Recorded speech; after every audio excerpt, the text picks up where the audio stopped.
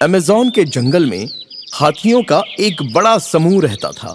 एक गर्भवती हथिनी को प्रसव वेदना होने लगी। वो पेट के दर्द से बहुत अधिक परेशान होकर इधर-उधर घूमने लगी। उसकी तबीयत बिगड़ती जा रही थी। वो चिल्ला रही थी, लेकिन बच्चे को जन्म नहीं दे पा रही थी। वो जमीन पर लेट गई और असहाय होकर तड़पने लगी। उसने बड़ी परेशानी के बाद एक बच्चे को जन्म दिया।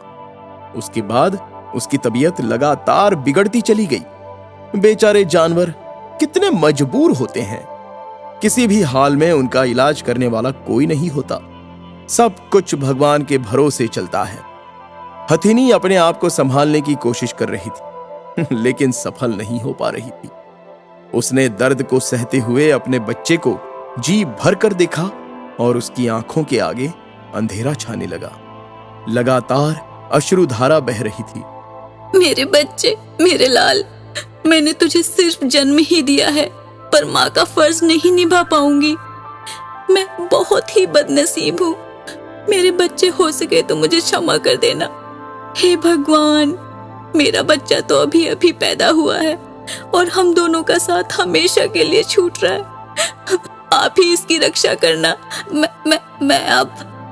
हथिनी ने कहते कहते अपनी आंखें मूंद ली। अपनी माँ की मौत से अनजान बच्चा भूख के मारे बिलख रहा था।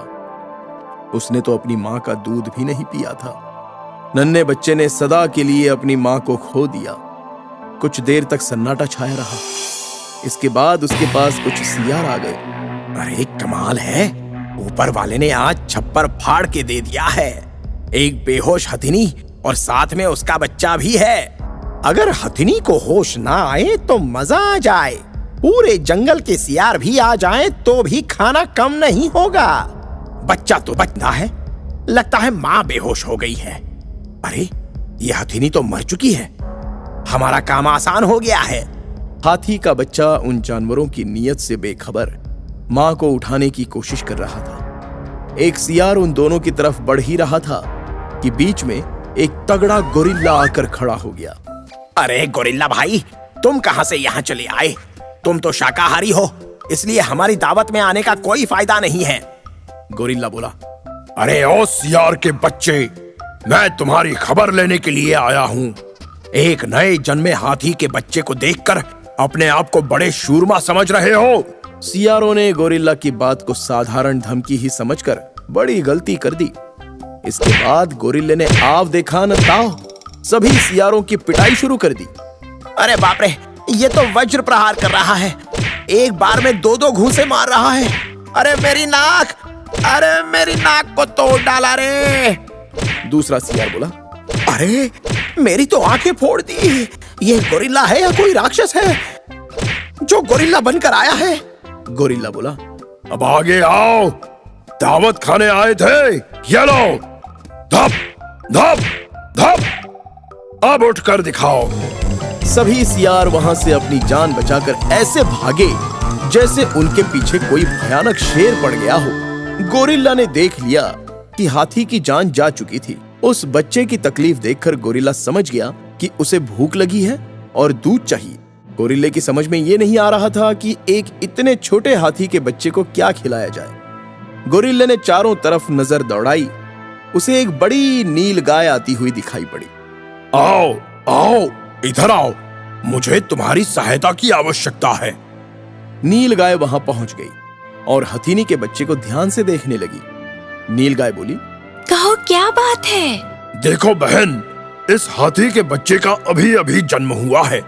इसकी माँ अब इस दुनिया में नहीं रही। ये भूख से तड़प रहा है। अगर इसे दूध। ये तो बहुत दुखद है। यह बहुत भूखा है। कोई बात नहीं, मैं इसे अपना दूध पिलाऊंगी। इतना कहकर नील गाय उस हथिनी के बच्चे को अपना दूध पिलाने लगी। बच्चे का पेट तो नहीं भरा, लेकिन उसे कुछ हद तक राहत मिल गई। वो हाथी का प्यारा बच्चा उस नील गाय के साथ ऐसे घुल मिल गया जैसे वो उनके ही परिवार का एक हिस्सा हो। गोरिल्ला बोला। ये बच्चा बड़ा प्यारा है। हम इस प्यारे गोल मटोल बच्चे को भोला कहकर बुलाएंगे। गोरिल्ले और नील गाय का पालन पोषण पाकर भोला धीरे धीरे कुछ बड़ा होने लगा। वो दूसरे जानवरों के बच्चों के साथ खेलता कूदता और मजे करता रहता था। वो काका गोरिल्ला के साथ भी खूब मस्ती करता था। काका, अब मैं कुछ बड़ा हो गया हूँ, अपने पैरों पर खड़ा हो गया हूँ। अगर आप कहें तो मैं जंगल में दूर दूर तक जा सकता हूँ। भोला बेटा, तुम अभी इतने भी बड़े नहीं हुए हो कि कहीं भी अकेले आ जा सको। तुम्हें जहाँ जाना हो मेरे साथ चल सकते हो। जंगल में बहुत खतरे होते हैं। भोला बोला। ठीक है काका, मैं तैयार रहूँगा। कुछ देर के बाद भोला अपने गोरिल्ला काका के साथ नदी किनारे घूमने के लिए चल दिया। चलते चलते वो नदी किनारे पहुंच गए। गोलू ने गोरिल्ला काका के साथ कुछ फल खाए और पास ही खेलने लगा। अचानक तेज हवाएं बहने लगी, तूफान आ गया। गोरिल्ला एक पेड़ के पास से गुजर रहा था कि उसी पेड़ की एक डाल टूटी और गोरिल्ला पर गिरने ही जा रही थी कि भोला ने आगे बढ़कर सुंड से उसे रोक लिया। गोरिल्ला बाल बाल बच गया। गोरिल्ला बोला, अरे वाह भोला, तूने तो आज मुझे बचा लिया, वरना मैं तो ऊपर ही चला जाता।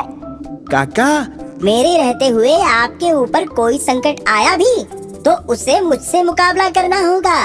मेरे काका ने मुझे नया जीवन दिया और मैं तो उनकी परछाई की तरह उनके साथ रहना चाहता हूँ।